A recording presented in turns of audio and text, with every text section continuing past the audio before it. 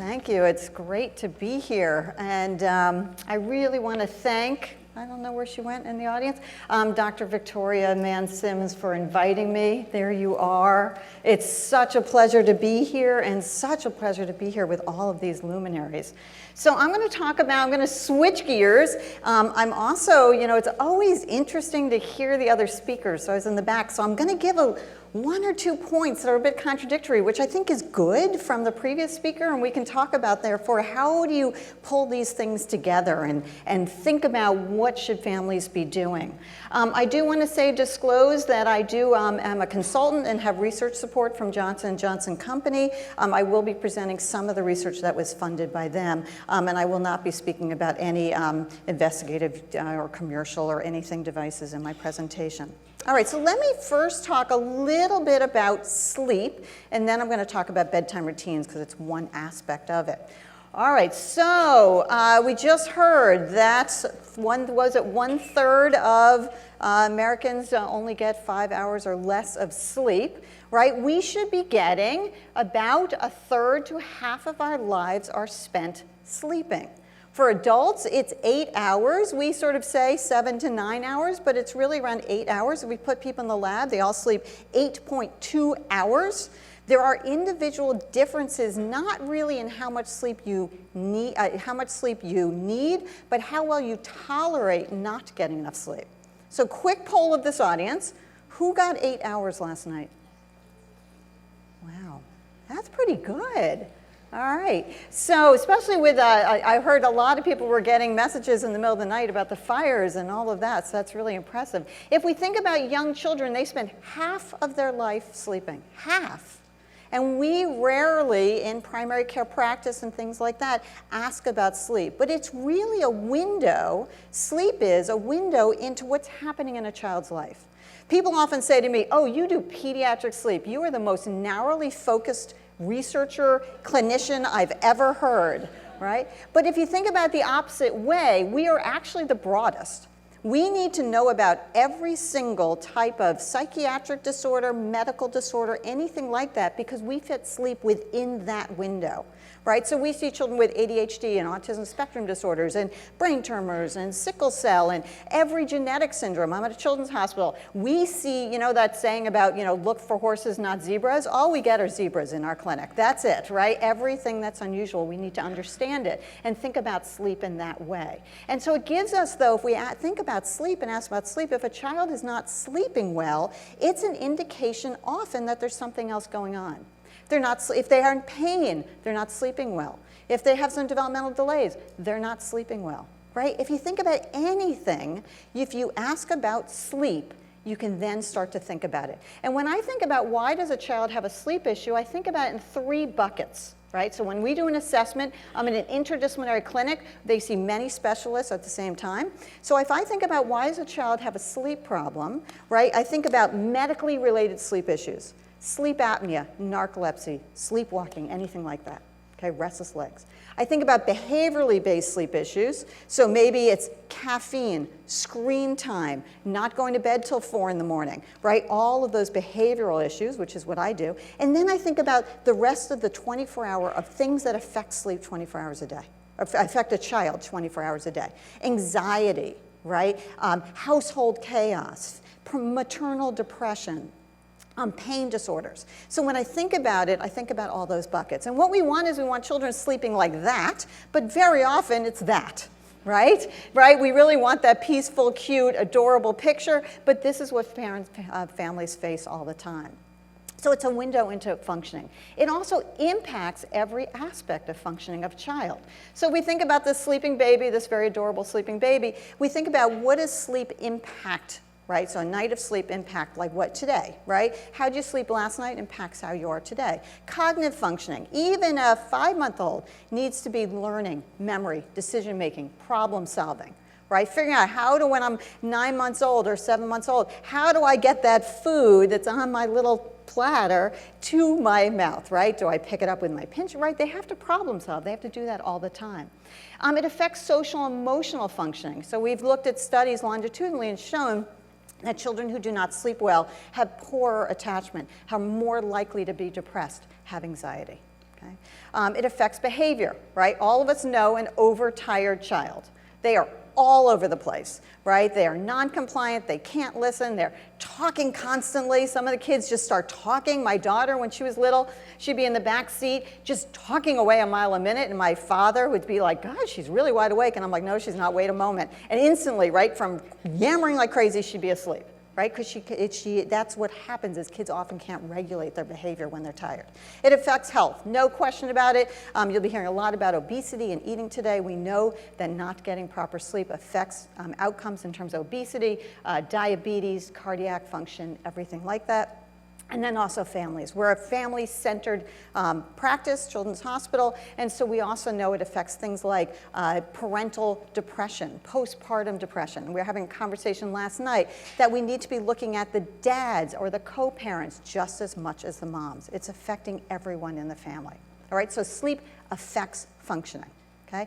On the other hand, what affects sleep? And I talked about my 3 buckets individually, but you're also taking a bigger of a broader stance.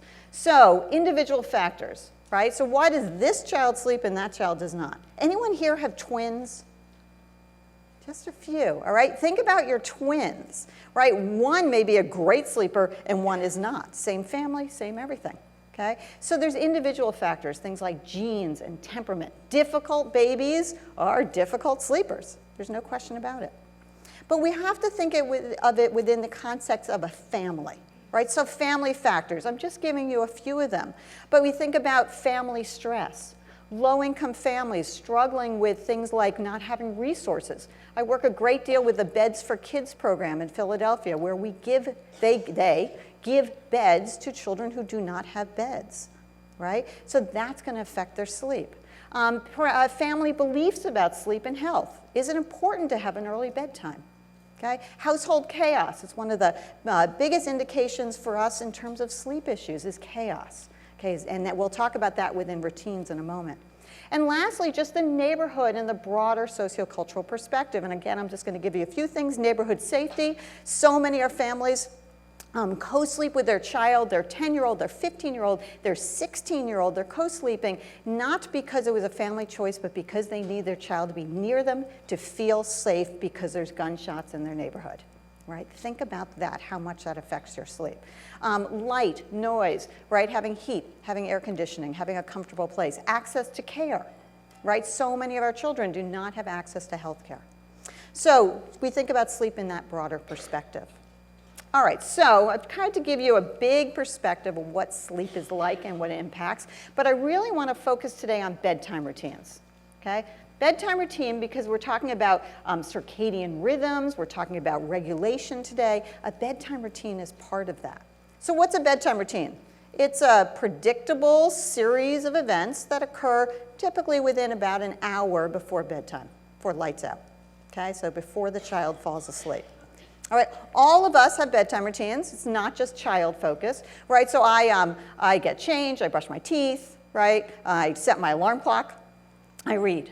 Okay, that's my bedtime routine. So children, when we think about bedtime routines, we want to look at what are they doing. And bedtime routines do many, many things, right? They signal it's time for bed. They know that when they get changed, and then maybe my dad sings a song, right? The next thing that's going to happen is sleep. If you've ever been to a child care setting, where are the child care providers in here? It is astonishing in a child care setting, right? You walk in at nap time, and they have a whole sea of 13, 14, 15 months olds on these little blue like little beds. I don't know what you guys call them, right? Mats, right? Either mats or little beds. And they're all asleep, and the daycare provider's like vacuuming around them. And they're all just lying, and you're just thinking, how do you do that? How do they do that? I always joke it's peer pressure, but it's not. It is a routine. The children know when they bring out the blue mats, or whatever color they are, I need to lie down, I need to be quiet, right? And they're very, very consistent about doing those types of things. So it's a signal for sleep, right? We think about nap time routines. So for child care providers in here, having a nap time routine, which may just be getting the blue mats out, turning the lights down, putting on that one song that you always play. Maybe the vacuum cleaner, I don't know. Do you guys vacuum I don't know it. And bedtime routines help with regulation, right? They help children self-regulate, right? Because they need to know that's what I need to do next. It also helps with family regulation. Families need to know what happens next. I'm a huge proponent, especially for toddlers and preschool-age children, of having a bedtime routine chart, right? It just, you can do it really cheaply. It just shows like, here's the bath, here's you're brushing your teeth, whatever. When you get to books, I always say like put 2 books, show 2 books. This is our 2 books.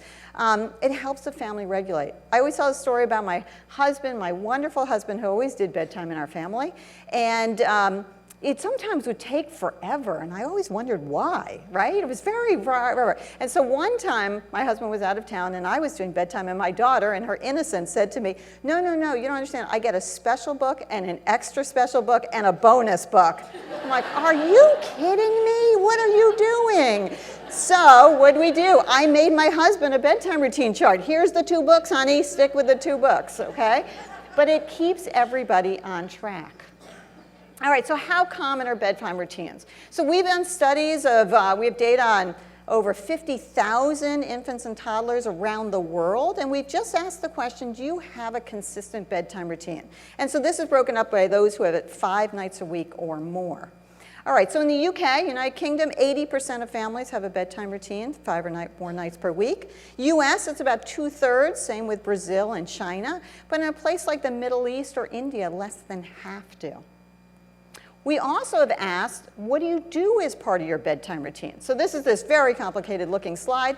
It's countries, every country, and we've graphed all the different bedtime routine activities, but I'm going to steer you on this, is that the number 1 activity of a bedtime routine is a feeding in every country.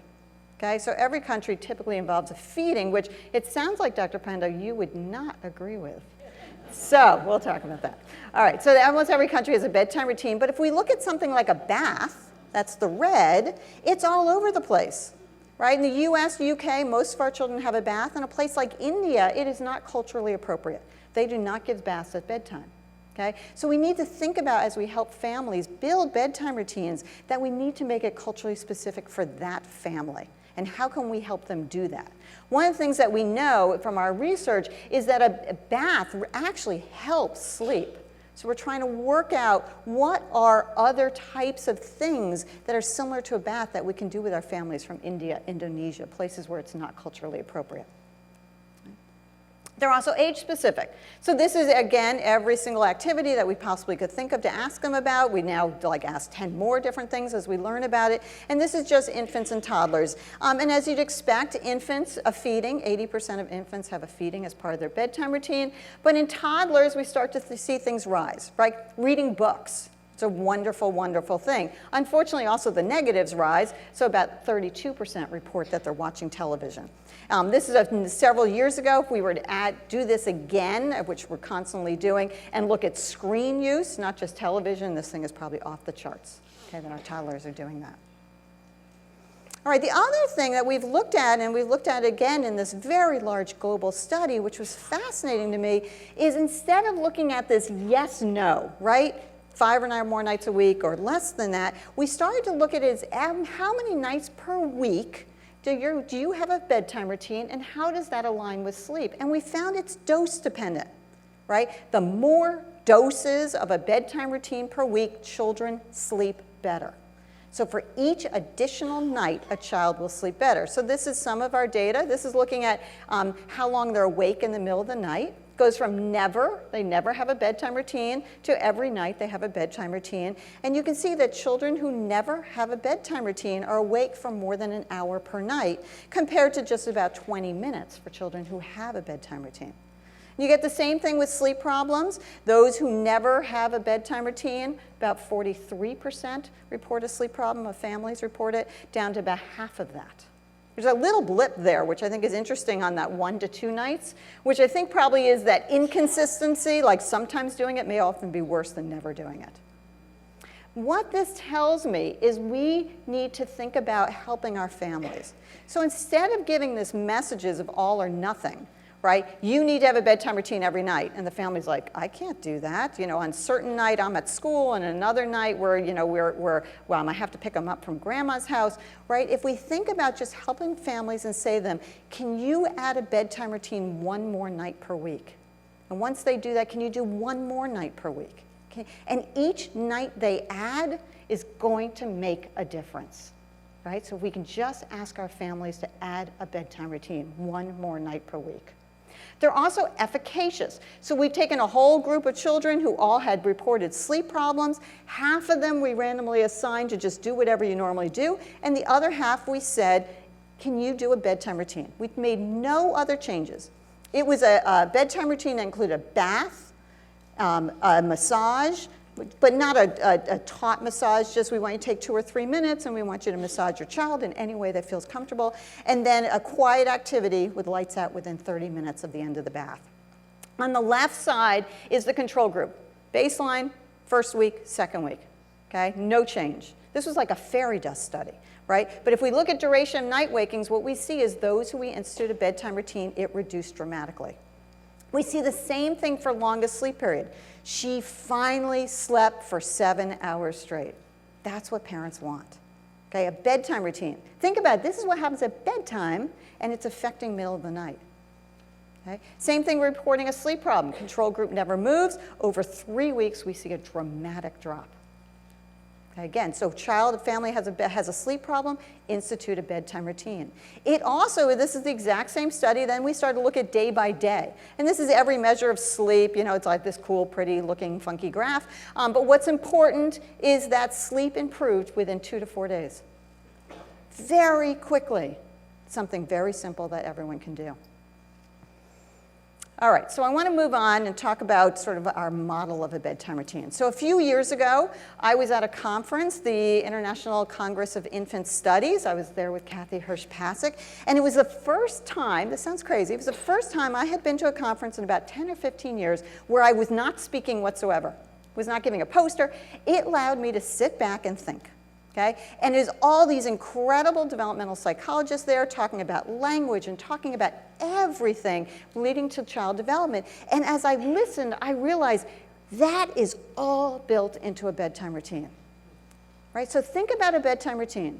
It is the time of day that most families are home together, or at least one family member is there with the children. It is a time of day where there's a focus, right? We got to get this child to bed, right? We're all tired. We need to get to bed. And that is like this, in some families, a somewhat, or hopefully a sacred time. Hopefully the parents are putting down their screens.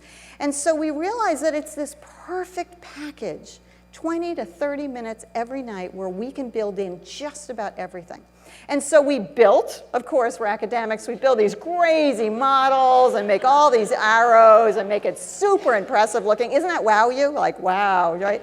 Okay, so I'm going to sort of unpack it for you. So a bedtime routine, if you think about it, it has a bunch of components, okay? So it usually has nutrition. Sorry, Dr. Panda. But it usually has nursing or bottle feeding or a snack, so we can help families make good choices. Families ask me, what's a good snack? And I'm like, not chocolate chip cookies. Yogurt or cheese or something, right? So we talk about that. We talk about nutrition. What's a good nutritious snack to have as part of a bedtime routine? Right? Hygiene's built in there, right? Bathing, toothbrushing, right? Dental hygiene we know is key for children long term. You're building it in as part of your bedtime routine, right? Communication. Right? Lots of one-on-one time, talking, telling stories, naming body parts, giving a bath. They're like, okay, let's get your foot. Give me your hand. Where's your nose? Right? It's all that naming of body parts. Lullabies. We'll be hearing about music today and how important music is for children. Okay? Book reading. Right? Literacy. Think about it. All built into this very, very small period of time. And then physical contact, as I said before, right? Massage, just putting on a diaper and putting on PJs. Don't you wish that was you right now? Doesn't that sound glorious, right? Cuddling, right? Skin to skin contact, just being held, bonding, attachment. all of those things in this 20 to 30 minutes, this perfect package. So we think about all of the components, and we can talk about and once you think about this, you can think about what's a good bedtime routine. Every family is going to make their own bedtime routine. What pieces are good? So if you look at this, things you don't want screens, right? You don't want electronics. Right? You want one-to-one interaction doing all of these things with a child. And then what does that lead to? So what are the outcomes? If you think about it, we know sleep, right? Hopefully I've convinced you that a bedtime routine helps sleep, but it also helps things like self-care and health, right? Language, literacy, cognitive development, okay? Parent-child bonding or caregiver bonding, whoever is taking care of the child, attachment, right? Family stress. The more predictable an evening is and the activities that happen next, the less stressful it is for a family. Okay? The family's like, when we build a bedtime routine with them, they're like, I can do that. And I'm like, that's what I want. I want less stress in the family in the evening. And then mood, emotional, behavioral functioning. All of that we can build into this bedtime routine. It's really this perfect package. So I really appreciate having listened to people and thinking about sleep, but taking it broader and being able to do that. And being able to say, here's something we can recommend to families that will make all the world of difference and is pretty easy to do. Right? They're all doing it anyway. They're all in so a lot of families are in chaos, a lot of families are not, that we can help them build this bedtime routine. All right, I'm just going to take one last moment to just share a resource with you. So this is, I chair a group called the Pediatric Sleep Council. We're an international group of about 28 pediatric and sleep researchers around the world. And we built this out of a labor of love. It's babysleep.com. It is freely available to everybody. It's internationally based. It has built into it advice. There's about 450 questions built into there. About 150 of them are video answers as text. The rest are text. But everything you can think about in terms of sleep, we're constantly adding to this all the time. Last night, again, we were talking at dinner that we need to add some more father-focused content on there, of getting fathers involved and thinking about fathers, their impact on sleep, and also the impact of their child's sleep on them. You can find an accredited sleep center near you. Every month of age, there's advice about sleep. So I just put this out there to share with everyone you know. It's word of mouth. We launched it exactly 3 years ago, I think almost today, at the American Academy of Pediatrics meeting, which is happening right now also. And we have about 2,500 unique visitors every week, which is incredible coming to the site. Thank you very, very much.